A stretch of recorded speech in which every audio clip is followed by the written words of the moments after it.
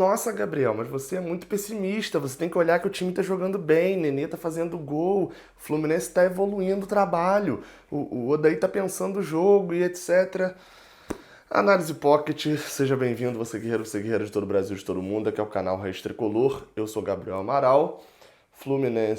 Figueirense 1, Fluminense 0. Jogo de ida da terceira fase da Copa do Brasil.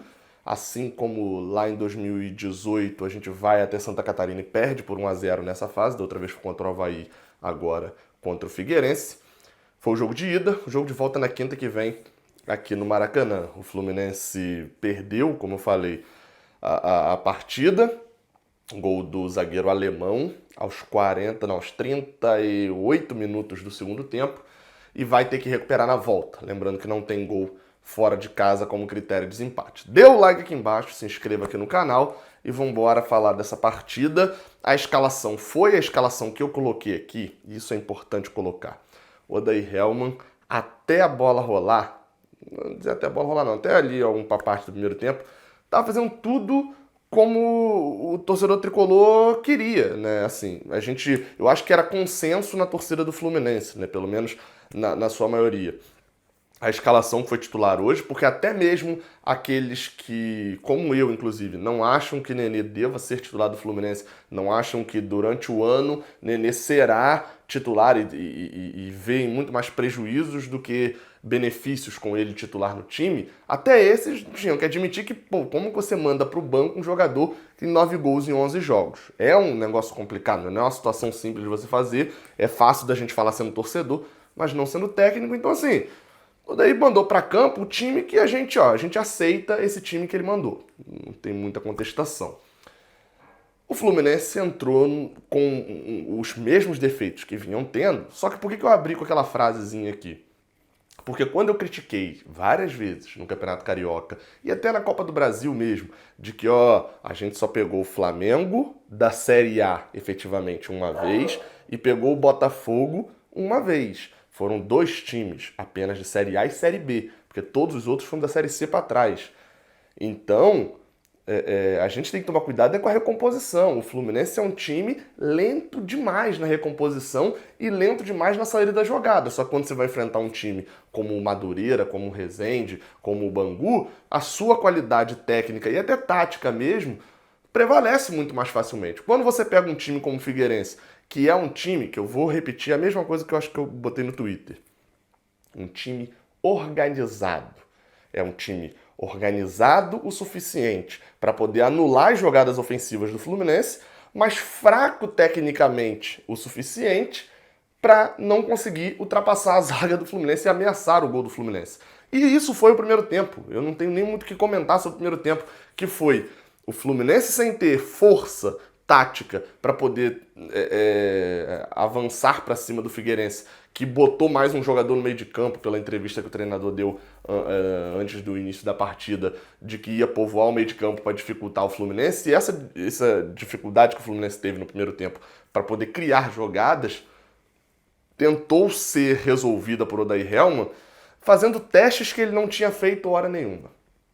Eu vou falar aqui um negócio, né? Uma vez eu jogando um campeonato, a gente jogou o campeonato inteiro no 4-4-2 padrão, isso em 2009.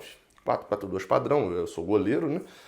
Na final, no primeiro jogo, a gente tinha um ataque muito bom, que estava se revezando ali, tinha 3 atacantes muito bons se revezando como titulares, né? E um sempre ficava no banco. O treinador olhou e falou, acho que é legal eu tirar um volante e botar um atacante, porque o nosso time é muito mais forte do que o deles e vai jogar no 4-3-3. E alterou só pra final. Resultado do primeiro jogo da final, 4-1 para eles. O jogo de volta, a gente voltou ao nosso esquema normal. Ganhou por 3-1 e perdeu o título por causa dessa invenção. O que eu quero dizer com isso aqui, com essa historinha? Não se inventa no jogo importante. Se você tem um jogo fácil, o jogo mais fraco, o jogo menos importante, e é por isso que eu repito 200 vezes, e quem veio falar no jogo contra o Resende, nossa, mas você tá falando que esse jogo não é importante contra o Resende? Então, se vier agora falando, por que o Odair não testou isso contra o Resende? Você não achava que o jogo não era importante?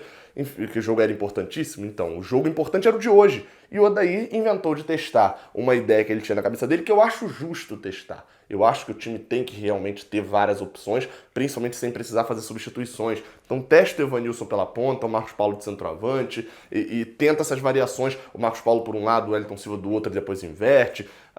Testa esse tipo de coisa. Mas não no primeiro jogo da Copa do Brasil. Não no primeiro jogo da terceira fase contra o Figueirense, time de Série B. Não se testa isso assim. Testa contra o Madureira, testa contra o Resende. Contra o Resende não era esse time exatamente, mas contra o Madureira era. Foi exatamente esse mesmo ataque. Ele teve o segundo tempo inteiro ganhando o jogo com tranquilidade e não testou isso. E ele foi testar no jogo contra o Figueirense. Resultado, o Fluminense que já não criava tanto, porque ficava com o tradicional buraco no meio. Sempre falo aqui, ó, 4 jogadores na frente, né? Wellington Silva, Marcos Paulo, Evanilson e Nenê. Aí ele inverteu Evanilson com Marcos Paulo, né? Mas de qualquer forma ficavam 4 aqui com Nenê e Marcos Paulo pelo meio. O que acontecia? Evanilson e Wellington Silva voltavam acompanhando os laterais. Lucas é um lateral ofensivo, a gente sabe disso. E o buraco aqui no meio, porque Evanilson, no caso Marcos Paulo, é o centroavante, que não volta toda hora. E Nenê não volta. Ele não recompõe. Não recompõe. Aí eu sou obrigado a ouvir Pedrinho. Não faz sentido os comentários ridículos de Pedrinho exaltando o vigor físico de Nenê, que se doa na partida inteira, como se ele não estivesse vendo o jogo. Nenê não recompõe. E no lance do gol, no segundo tempo, eu vou comentar depois melhor, mas claramente Nenê está na entrada da área. Veja o lance de novo. Veja o lance de novo. Nenê está na entrada da área, sem marcar ninguém, pela direita. Quem tá é o Julião, pegando 2 ao mesmo tempo, com medo de tomar triangulação. E dentro da área, quem chega para cabecear o zagueiro que vem de trás, com o Nenê na entrada da área, um pouco mais aqui para perto da lateral direita do Fluminense, andando.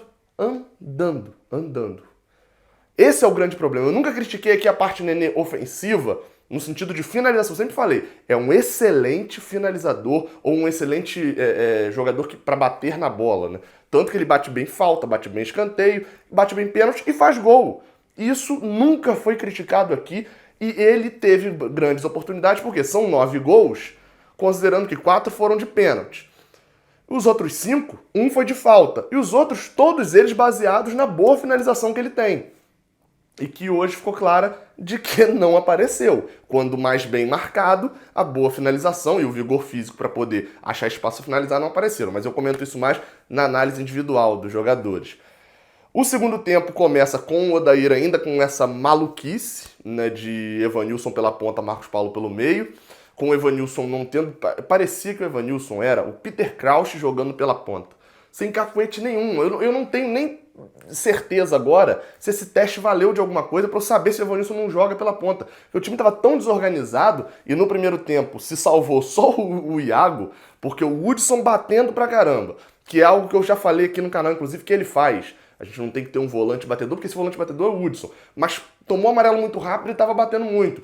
Gilberto, depois de já ter amarelo, deu uma cotovelada na cara do Lucas. Nem pareceu ser intuitivo, mas não se faz isso quando se tem amarelo. O time do Fluminense perdido no primeiro tempo e o Figueirense que não tinha qualidade para poder fazer o gol. Vem o segundo tempo, a mexida com o Gilberto saindo e entrando o Julião. É óbvio que eu sempre falo que o Gilberto tem mais qualidade. É um lateral melhor, mas naquele momento achei necessário por causa da questão da marcação. E não mudou tanto. Sabe por quê? Porque o Fluminense não ia à linha de fundo diversas vezes. Foi pouquíssimas vezes, mesmo o Figueirense. Lembrando, um time da Série B do Brasileirão. Não é adversário que a gente vai enfrentar no Campeonato Brasileiro, não. É um time que está abaixo disso. Não é nem destaque da Série B, não é. É um time que está abaixo disso. Nem caiu no ano passado. O Fluminense com uma dificuldade terrível de criação, porque o jogador de criação era Nenê, que ou estava enfiado dentro da área, ou seja, não tinha criação. A criação ficava baseada em Iago e Hudson. Tanto que eles são os que mais trocam passes, mais até do que os zagueiros, do que os laterais do Fluminense, Iago e Hudson. Acho que o Hudson em primeiro e Iago em segundo. A única virada de bola de jogo do Fluminense foi uma de Iago, ainda no primeiro tempo, que ele pega pela esquerda, o Odair gritando, ele vira lá na direita. O zagueiro até se antecipa, mas Gilberto fica com a bola. A única virada de jogo do Fluminense no jogo. E aonde é que o Fluminense foi abusar? Naquilo que vocês sabem que aqui já é clássico de eu reclamar. No chute pra área. Bola no bico da grande área, chuta pra área. Só pra você ter ideia, foram 8 cruzamentos errados só de Nenê. Só de Nenê foram 8 errados. Abaixo dele, quem mais cruzou errado foi Gilberto, com 2, que só jogou o primeiro tempo. Que, por sinal, foi o jogador que mais desarmou do Fluminense, só tendo jogado o primeiro tempo também. porque no primeiro tempo o Fluminense desarmava jogadas e a zaga do Fluminense praticamente nem participava do jogo direito. Só participava para rebater bola. Matheus Ferraz foi o que mais rebateu, acho que com 7 ou 8 rebatidas. Praticamente não aparecia, não chegava bolas na zaga do Fluminense, muito bem protegida. No segundo tempo, conforme vai passando o tempo, aí o time vai se cansando mais, aí Nenê vai voltando cada vez menos. Numa jogada pela esquerda, o gol do Figueirense acontece. A esse momento o Fluminense já estava com o Fernando Pacheco em campo, lembrando, 38 do segundo tempo. Fernando Pacheco estava em campo, já tinha entrado também, como eu falei, o Igor Julião. E aí, neste momento, ele decide colocar Paulo Henrique Ganso. O Odair Hellmann faz a escolha de colocar o Paulo Henrique Ganso no lugar de Wellington Silva. E aí, obviamente, que Ganso nem participa do jogo, praticamente, e o Fluminense perde sem nem ameaçar muito o gol de Sidão. É importante falar, tá tudo de errado? Óbvio que não tá tudo de errado. Como eu falei, ele fez a escalação que a torcida queria. Só que o Odair tem que começar a entender, e é o que eu acho que não entra na cabeça dele, parece que o parafuso ali, na hora que vai apertar, esse parafuso da cabeça dele não gira. Que é entender que o jogo contra o Resende, na primeira fase do Carioca, é uma coisa, o jogo contra o La Calera na Sul-Americana é outra. Aqui você testa e não tem tanto problema você perder, aqui você executa. Ele trata todos da mesma forma. É por isso que o Odair se deu muito bem em campeonatos de pontos corridos e se deu pessimamente em campeonatos de mata-mata, né?